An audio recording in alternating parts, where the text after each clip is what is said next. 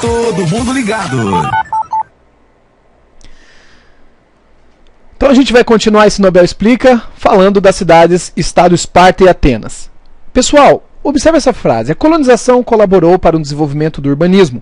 As cidades-estados, cuja característica principal é a autonomia política e autônoma, né? Política e autonomia econômica e política, perdão. Gente, Esparta e Atenas são dois modelos completamente distintos de cidade-estado. Então a gente tem que prestar bastante atenção às características que elas possuem para que a gente possa entender a dinâmica que aconteceu posteriormente nas guerras médicas, né, e na Guerra do Peloponeso, que é um assunto para outro Nobel Explica. Vamos falar de Esparta então? Esparta era uma cidade-estado ligado à oligarquia, à guerra, né, e basicamente a sua fonte econômica era a agricultura. Então quando a gente está pensando em Esparta, a gente sempre vem à mente os dórios, povo guerreiro, né, que vai chegar na região da Lacônia e vai submeter aquela região, aquelas pessoas que estavam lá, para o desenvolvimento semelhante de outras polis gregas. Então eles vão fazer com que eles vão fazer com que todo mundo siga a sua forma de organização política. E Esparta será uma organização, uma cidade-estado organizada através da guerra e da batalha. Tá? Somente para a gente poder observar como que a sociedade espartana, né, como a Esparta ela vai crescer. Inicialmente no mapa ali, onde a gente tem o destaquezinho em azul, né, tem um mar em azul, mas uma outra parte em azul, que daí a gente tem o início da ocupação dos dórios. E posteriormente a ocupação que eles acabam, devido às suas guerras, devido às suas conquistas, tomando praticamente toda a região do Peloponeso. Tá? Saindo da Lacônia, chegando toda ao Peloponeso. Como que era dividida a sociedade espartana? Sociedade espartana, inicialmente, acima de tudo, nós tínhamos os esparciatas, né, os descendentes dos dórios e os únicos detentores da terra e do poder político. Cuidado, pode aparecer para você também, até o pessoal que faz Federal do Paraná, esparciaras, né? Pode, em vez do T ali, pode aparecer um R. Logo em seguida nós temos os periecos, homens livres que não tinham direitos políticos e que deveriam participar do exército quando necessário. Era o pessoal que cuidava do artesanato, pessoal que cuidava do comércio. Alguns até dizem que boa parte dos periecos eram estrangeiros, alguns estrangeiros que compunham a sociedade, né, e que eram aceitos, e também eles não tinham direitos políticos, até por conta disso do estrangeiro, e também eles seriam, né, organizados, eles estariam à frente, né, de uma sociedade na qual eles tinham uma relação comercial, cuidavam da entrada de metais preciosos. Então esses eram os periecos. E logo abaixo o destaque, né, para os ilotas. Ilotas é o nome que se dá para os escravos presentes dentro da sociedade espartana, né? Então são servos pertencentes ao Estado. Era uma escravidão na qual o escravo era propriedade do Estado. Eram cedidos aos espartanos para trabalhar em suas terras e, por serem a maioria da população, representavam constante perigo de rebelião, claro, né? Então, por conta disso, um dos grandes investimentos que Esparta fazia era no seu controle interno. Tá certo? Percebam que a gente conseguiu fazer aí uma sociedade, a gente conseguiu estabelecer ela numa pirâmide social, perdão, etária não, pirâmide social. Depois a gente vai ver que em Esparta a gente não vai conseguir isso, a gente vai apresentar a sociedade porque ela tinha uma dinâmica diferente, tá? Em Atenas, perdão, tinha uma dinâmica diferente. Vamos ver a economia? Propriedade em Esparta era estatal, ou seja, a terra pertence ao Estado. A diferença é que ela vai ser dividida em lotes, né, dada para os espartanos, e lá quem trabalhava eram os ilotas. Era proibida toda e qualquer prática de comércio pelos espartanos, tá? Os esparciatas, no caso. Eles não poderiam fazer comércio, era considerado uma atividade menor, uma atividade que não era uma atividade de ouro, né, como eles até atribuíam. Tá? Então, com isso, o monopólio comercial e de troca monetária ficou na mão dos periecos. Os periecos, é uma coisa interessante, que os periecos de origem, eles têm uma origem dos aqueus, que é um dos povos também que vão formar Atenas, né? Os aqueus e os jônios.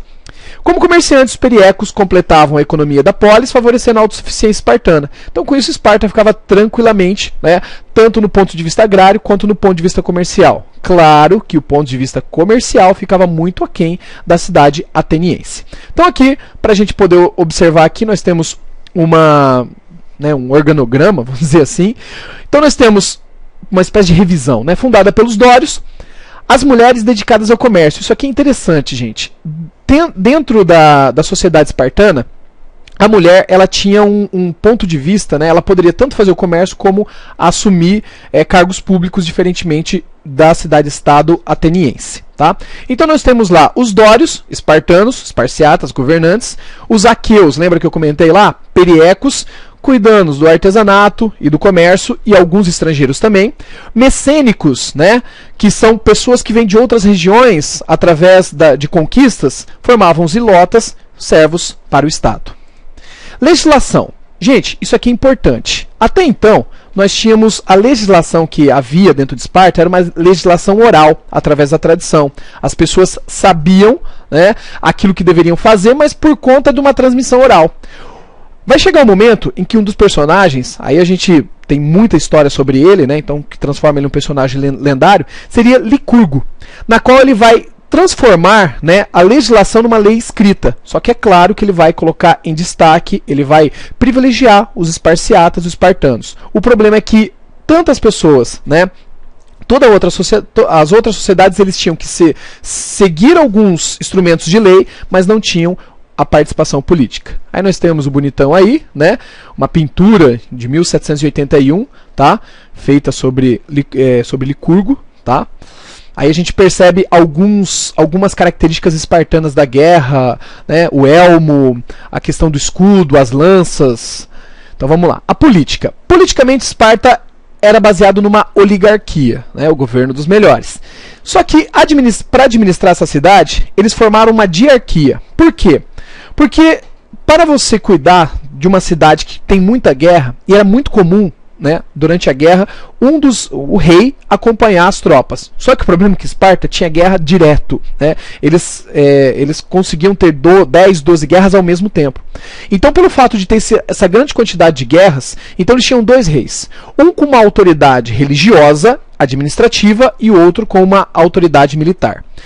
Depois nós tínhamos o conselho, né, o maior conselho, chamado de Gerúsia, né? Inclusive é o pessoal mais velho, daí que vem a palavra geriatra, o pessoal que cuida, o médico geriatra que cuida das pessoas mais velhas. Conhecida pelo Conselho dos Anciãos, era composto por 28 esparciatas, né, com mais de 60 anos. Fiscalizava a administração, decidia sobre a maior parte dos assuntos do governo, né, e a Gerúsia também, eles organizavam, né, e eles fiscalizavam o trabalho da Ápela, que é a Assembleia Popular, formada pelos cidadãos com mais de 30 anos. Por que com mais de 30 anos? Porque até os 30 anos você vai estar atuando na guerra, você vai estar atuando no combate no exército espartano.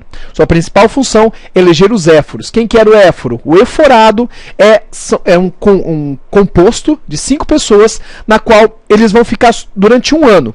E é eles que vão cuidar das questões administrativas da cidade. Vamos colocar assim, o poder executivo. Eles tinham somente um ano para poder estar executando esse poder. Tá? Eles fiscalizavam os reis, controlavam o sistema educacional e distribuíam as propriedades entre os esparciatas, através de um sistema, né, que lembra muito o nosso censo, de acordo com a quantidade de escravos, de acordo com a quantidade do tamanho da família, era feita essa distribuição. Tá? Então aqui nós temos um esquema na qual a gente tem um conselho maior, né, que era a Gerúsia, na qual a gente tinha a diarquia, os gerontes, daí que vem inclusive a palavra gerente posteriormente, né, os gerontes. Então a Gerúsia, ela vai escolher os éforos, a Ápela, né, escolhe os gerontes, e a Ápela, aprova os éforos. Então é essa dinâmica que nós temos no poder, né, na situação política dentro de Esparta. Tá certo? Educação espartana. A sociedade é muito conservadora e vai ter uma ligação, né, muito forte com a guerra. E isso vai vigorar também na questão da questão da educação. Então o militarismo, a obediência, as regras, né, a valorização do corpo, do físico das pessoas eram bastante presente. Então a criança, ela era examinada pelo conselho dos cidadãos. Se a criança tivesse algum defeito, né, nascesse um pouquinho torta, nascesse com um dedo a mais, ela era jogada num desfiladeiro. Então as crianças eram entregues ao Estado a partir dos 7 anos, mas calma. Com 7 anos ela faziam uma primeira organização, uma primeira atuação política, uma primeira atuação de formação, perdão, que seria em casa, né? Ela seria assistida pelo Estado, mas seria em casa. A partir dos 12 anos é que ela entrava nos exércitos e nas academias, tá certo? A obrigação da mulher era gerar filhos saudáveis e servir o Estado. Mas o que tinha que ter também a mulher, né? A mulher, ela também fazia exercícios físicos, né? Elas também tinham essa relação com o físico. Então ela tinha que ter para poder gerar os filhos saudáveis, ela tinha que ter um cotidiano de exercícios físicos. E durante as crises, na qual todos os homens eram chamados para a formação dos exércitos, ela assumia cargos públicos. Bem interessante, porque apesar de eles serem uma sociedade muito conservadora, tinha esse espaço da participação política da mulher. Tá certo? Aí aqui nós temos algumas imagens, né, dos exercícios físicos das mulheres. Era uma coisa comum eles fazerem, as mulheres fazerem esses exercícios em algumas regiões distantes, na qual elas ficavam completamente nuas, né, para poder fazer essa execução do exercício físico. Do lado ali a gente tem alguns exércitos, tá? E aqui embaixo um desenho também que lembra, é muito comum esse elmo, né? Esse desenho desse elmo a gente enxerga bastante em alguns filmes. Tem 300 de Esparta, a gente vê bastante essa típica roupa militar dos espartanos. Para o nosso próximo Nobel Explica, nós vamos falar da cidade de Atenas